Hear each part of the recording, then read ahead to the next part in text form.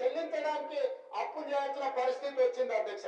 అదే విధంగా ఏం మాట్లాడుతున్నారో ఏమో, నెలకంట 10,000 కోట్ల రూపాయల మిత్తి కడుతున్నాడంట సారు. నెలకు 10,000 కోట్ల రూపాయల మిత్తి కడుతున్నాడంట. ఇది మరి నమ్మాలనా లేకపోతే ఏం చేయాలన్నా అర్థం కాదు. నెలకు 10,000 కోట్ల రూపాయల మిత్తి కడుతున్నాడా? ఇప్పటికే అప్పు విషయంలో అబద్ధాలు చెప్పారు. అబద్ధాలు ఏం చెప్పారు ఇక్కడ కనపడుతూ ఉంది క్లియర్గా. చూడండి మీరు ఏం చెప్పారు. తెలంగాణ అప్పు 4,03,664 కోట్లే. తెలంగాణ అప్పు ఎంత ఇప్పటిదాకా ఉన్నది? 4,03,664 కోట్లు. ఇగో తేల్చేసిన కాగ్ రిపోర్టు.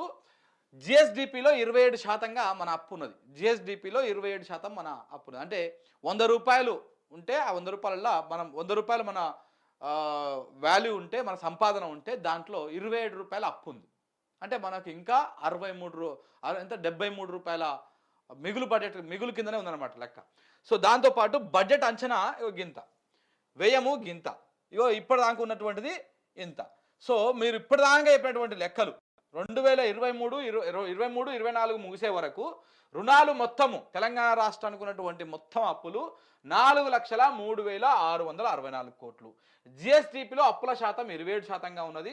23-24 వరకు రాష్ట్ర ప్రభుత్వం ఇచ్చినటువంటి గ్యారంటీల మొత్తము 2,23,607 కోట్లు. 23-24 తీసుకున్నటువంటి ప్రభుత్వము 23-24 తీసుకున్నటువంటి ప్రభుత్వం అప్పు 50,528 కోట్లు. అంటే మళ్ళీ దీంట్లో 43,918 కోట్లను మూలధనం వ్యయం కింద ఖర్చు చేసారు. ఇందులో కూడా చూడండి 50,000 కోట్లు వీళ్ళొచ్చినాక ఇచ్చినటువంటి అప్పే ఇది. మళ్ళీ వీళ్ళొచ్చినాక చేసినటువంటి అప్పే ఇది. ఇది ఈ మొత్తం వచ్చినటువంటి అప్పులల్లా ఈ రకంగా క్లియర్గా కాగ్ రిపోర్ట్ చెప్పింది. మన కూడా రాష్ట్రం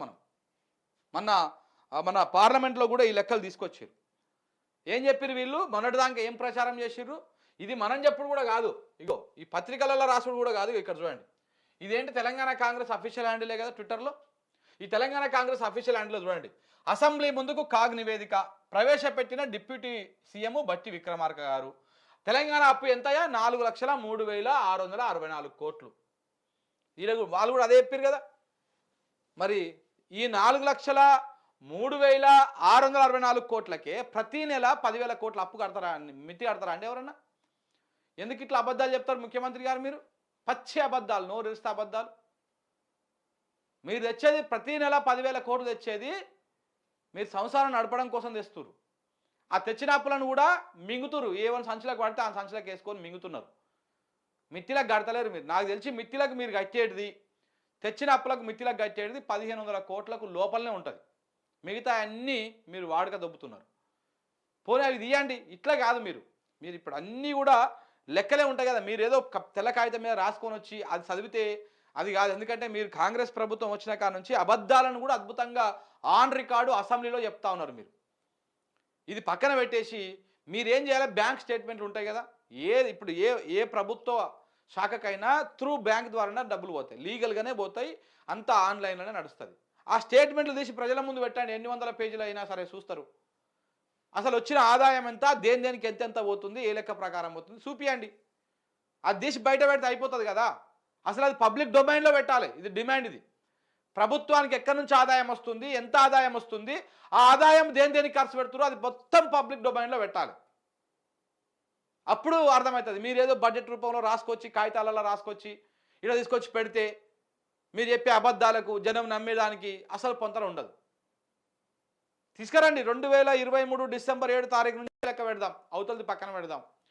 అప్పటి నుంచి ఇప్పటిదాకా తెలంగాణ రాష్ట్రానికి వచ్చిన ఆదాయం ఎంత, తెచ్చిన అప్పు ఎంత, గత ప్రభుత్వం చేసినటువంటి అప్పులకు మీరు కట్టినటువంటి మిత్తి ఎంత, ఇవన్నీ లెక్కలు తీసి పబ్లిక్ డొమైన్లో పెట్టండి. మీరు రాసేటిది కాదు. బ్యాంకులకు ట్రాన్స్ఫర్ అవుతాయి కదా. ఏ బ్యాంక్ అయినా క్యాష్ ఏమి ఇయ్యరు కదా, మిత్తిలకు క్యాష్ ఆన్లైన్లోనే పోతాయి కదా. ఆ లెక్కలు తీయని, ఈ పలానా లెక్క ప్రకారం ఇట్లా పోయింది, ఈ పలానా లెక్క ప్రకారం ఇట్లా పోయింది. అప్పుడు తీస్తే దొంగ ఎవడు, దొర ఎవడు, మీరు చెప్పేవి నిజాలా అబద్ధాలా? ఒకవేళ మీరు చెప్పేది నిజాలైతే మీకు పాలాభిషేకాలు చేస్తారు కదా తెలంగాణ జనం. అరే నిజమే కదా, రేవంత్ రెడ్డి దగ్గర పశలే లేవు, మొత్తం కేసీఆరే అప్పులు చేసిపోయిండు, అందుకే ఇట్లా అవుతుందని చెప్పేసి జనమే మీకు జేజేలు వలుపుతారు కదా. చూపియండి పోనీ అట్లా కేసీఆర్ ఎంత అప్పు చేసిపోయిండు, మీరు ఎంత మిత్తిలు కడుతున్నారు నెల నెలకి.